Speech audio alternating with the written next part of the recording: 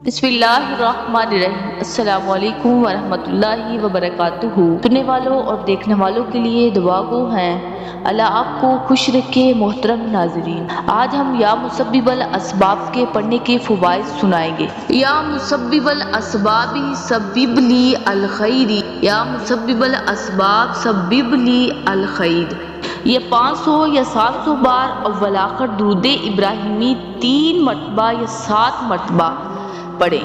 آپ اس کو توجہ سے اور دھیان سے پڑھیں، اس کیفیت سے پڑھیں گے کہ ہر طرف میرا کوئی بھی نہیں، کوئی وارث نہیں، مولا ساری دنیا کے اسباب ختم۔ بھائی نے کہا تھا ساتھ دوں گا، چھوڑ گیا۔ بہن نے کہا تھا تو میرا بھائی ہے، سب نے چھوڑ دیا۔ اب تو میرا جسم بھی میرا ساتھ چھوڑ گیا۔ یا اللہ تو ہی ہے مسبب الاسباب۔ میرے آقا، میرے غم بہت ہیں، میری خوشیاں تھوڑی، میری زندگی کے درد بہت ہیں، میں تجھے اپنا درد سناتی ہوں۔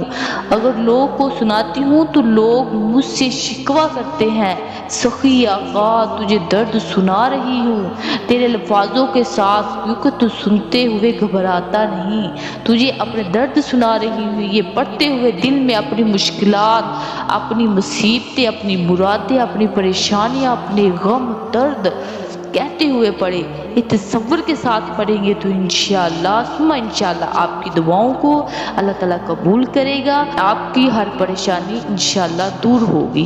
جزاک اللہ خیر۔ میرے عزیز بہن اور بھائیو، اگر آپ کو ہماری ویڈیو اچھی لگی ہے تو صدقے کی نیت سے شیئر کریں اور ہمارے چینل کو سبسکرائب کریں۔ جزاک اللہ خیر۔